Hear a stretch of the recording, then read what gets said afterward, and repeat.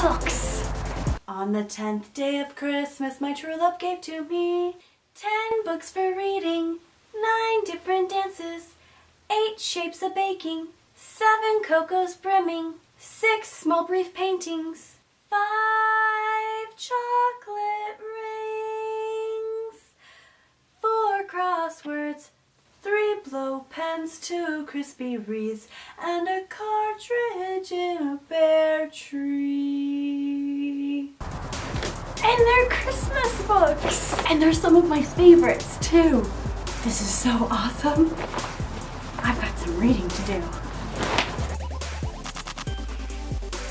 Oh, hi guys!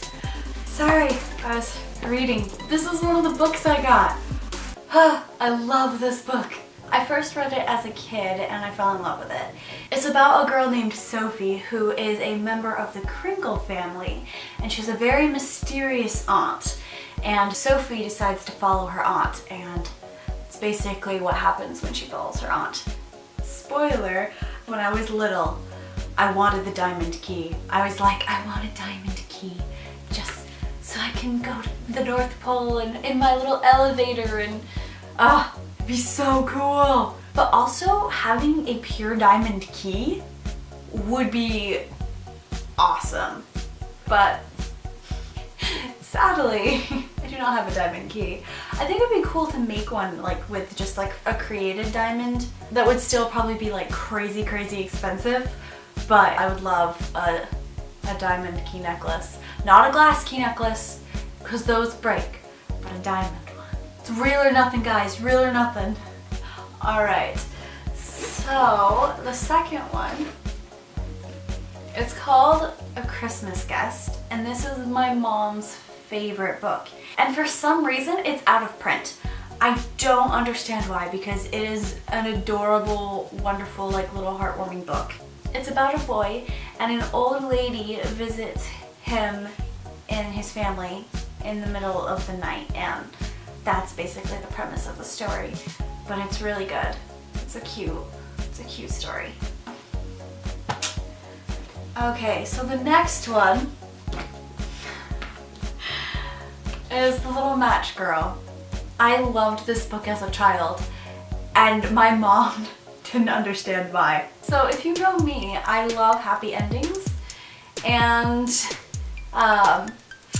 this book isn't a straightforward happy ending, but to my little child self, this book has a totally happy ending. Hey, if you've never read this book, it is very sad. It's written by Hans Christian Andersen, and I really like this version because I love the pictures. The pictures are what make it really. I mean, the story, it tells you the story, but when like the pictures, you see it and then you like fully comprehend and understand. Spoilers, so she dies in the end, but to me, she gets to be with her grandma again, and she's in such a better place than in a cold street corner. And I don't know, it just touched my heart, especially as like a little kid. It really kind of shows like the big picture and what's really important, I guess. Yeah, so what bugged me as a child, right here, page 6, a boy steals her shoe, and as a child, I was so appalled at this. I was like, doesn't he realize he's killing her? Like, she is on the street, if she doesn't have shoes, like, the least that was gonna happen is she's gonna lose her foot, but really, it's just gonna kill her, because she doesn't have any shoes, and she's gonna freeze to death. So, yeah, I was just really appalled as a kid about this little boy. I was like, doesn't he realize what he's doing? Doesn't he realize? So, he probably didn't, but I always judged him that he was like such a horrible person because he stole her shoe and it basically ended up killing her. So yeah, happy times. I love this book, especially as a child, but even now it still makes me very happy. It's called The Sweet Smell of Christmas, and it basically goes through all of the smells of Christmas. Like which sounds really boring until you realize there are scratch and sniff stickers in the book. Isn't that awesome? Yeah, yep, pretty sweet. I just remember being a kid and just like huffing it. Like, it's just like, you scratch it and you smell it and it's just, I don't know, it's so much more fun. I love that it adds like a different dynamic. It's like smell-o-vision but for books. Smell-o-read. I can't, I'm too tired to think of a word name for that, but I need to reread it because I don't really remember exactly what it's about. I know it was happy. It's a good kid's book. Like nobody dies. So, super good. This one is a classic. It's called The Polar Express, and it is about a train that goes to the North Pole every Christmas Eve. And I have actually ridden the Polar Express, and it was super, super fun. And it's a really good book, because who doesn't want to ride a train to the North Pole on Christmas? I mean, that just sounds awesome. Yeah, anyway.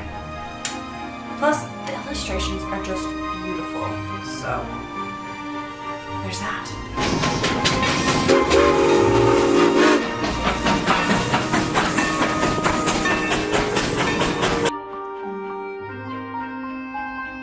Polar Express. I love this one. A Christmas Carol. This is actually like a massive book, and it's other Christmas classics as well, so it's not just the Christmas Carol. The Christmas Carol is actually really, really short. I will show you. It makes up, this is the whole Christmas Carol.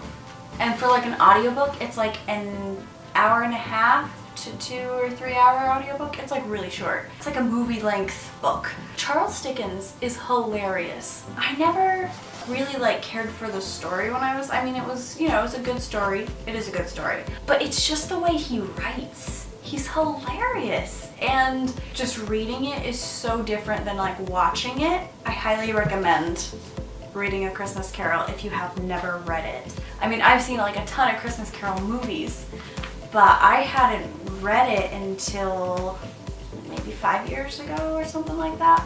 But when I did, I was like, why haven't I been reading more of Charles Dickens? And then I looked at how long his other books are and I was like, oh, that's why. Because they're like 14-hour, 20-something hour books. Pretty long. I just need to suck it up because he's a good writer and I know I'm going to like it, most likely. There's a really high chance that I'm going to like it. So I should just suck it up and read his other books. But yeah, I should just do that. So in the beginning, it's like the first paragraph. So it's talking about how Marley is dead. Old Marley was as dead as a doornail. Mind, I don't mean to say that I know of my own knowledge what there is particularly dead about a doornail. I might have been inclined myself to regard a coffin nail as the deadest piece of ironmongery in the trade. I mean, that's the line. That is the line that made me fall in love with Charles Dickens. Yep, that's it. That's the one. It's so funny and it's so true. Why is it dead as a doornail? Why isn't it dead as a coffin nail? Coffin nails are definitely more like, they would at least have to do with the dead. I don't know, guys. Next book. So I read this for the first time today, and it's basically the same as A Christmas Story, but I feel like it's a lot more kid-friendly. It's called Christmas Eve Magic. If I read this as a kid, I think I would have liked The Christmas Carol a lot more. I feel like The Christmas Carol is more for like adults, and you understand it more as an adult, like trying to save money and stuff like that. So it's about a kid, and he like keeps all his toys to himself, and he keeps to himself, and he hates Christmas. And then it kind of gives you like the backstory of why, and it's a really good book. It's basically The Christmas Carol, but for kids. I mean, you don't have to be a kid to enjoy it, because I enjoyed it, and I am definitely not a kid anymore. When I eventually have kids, hopefully, this is definitely going to be a Christmas classic book that we bring out like every year. Because it's just so good. I like it. It still touches your heart. Definitely recommend. So the next classic, The Grinch. How the Grinch Stole Christmas. If you haven't read it, you are deprived or you don't celebrate Christmas. I love this book so much. It's similar to The Christmas Carol. You see a theme? I like The Christmas Carol. But it's weird because like growing up, I never really did like The Christmas Carol. I mean it was like okay, but I always preferred, there's like a movie, it's like a Charles Dickens Christmas Story or something like that. And it's basically how Charles Dickens came up with A Christmas Carol. And I like that so much better. I like A Christmas Carol a lot, but I don't like, it's like Scrooge wasted his whole life. And he's like an old man now and can't do anything about it. But with Charles Dickens, he's like in the prime of his life, and so he can make his life more. I mean, obviously, you can make your life more at whatever age you want, just, you know, as long as you decide to do it and do it, then you're good. But anyway, The Grinch. So what I love about The Grinch is when Dr. Seuss wrote the book, he lived in the highest place in the city, like the most upraised part of the city, and he was 53 years old when he wrote The Grinch. The Grinch lives in a cave up on Mount Crumpet. I mean, The Grinch says, why, for 53 years I put up with it now.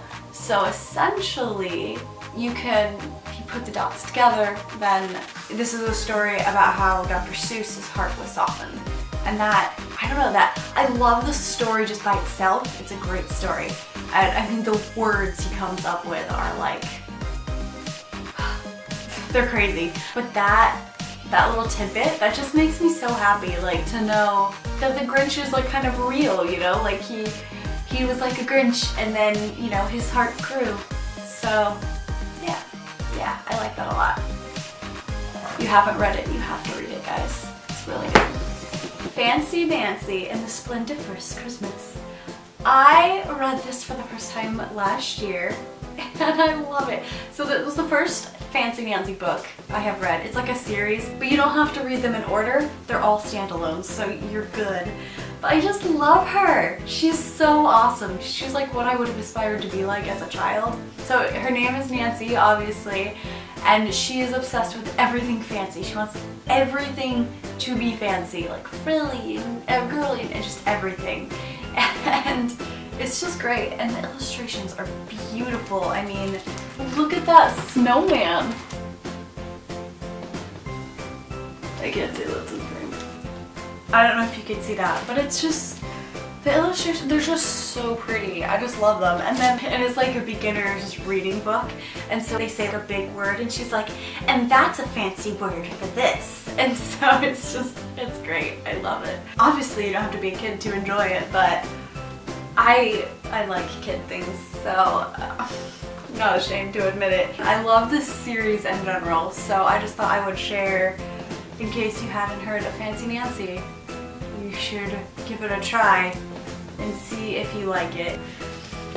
We're at our last book. The Mistletoe Promise. Okay, so I read this, I think last year for the first time too.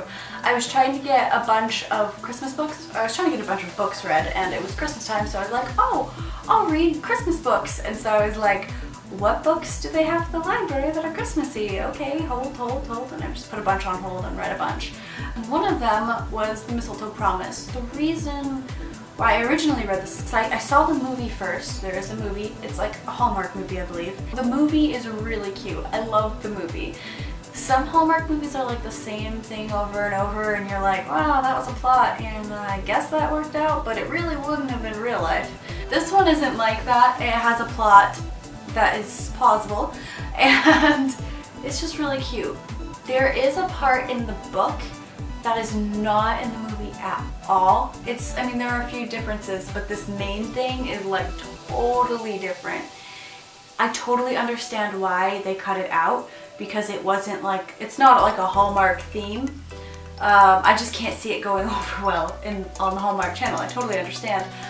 But I love it in the book. I love that it's there because it adds, you understand the main character, you understand her mindset so much more when you find out this one thing about her. Because like in the book, she's like really self-deprecating, and she's really she's in like a really bad place in the book.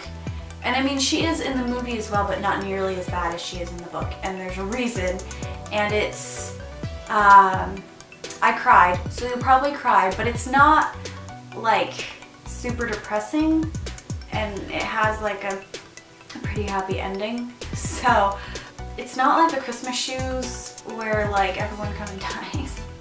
Not everyone dies, but it's not like depressing. Like I kind of found like the Christmas Shoes depressing. I mean, like it was a good story, but I don't ever really want to read it again. This one I would totally read again. There's like a big like forgiveness element about it, and I just love that message, being able to forgive yourself and others and just moving on.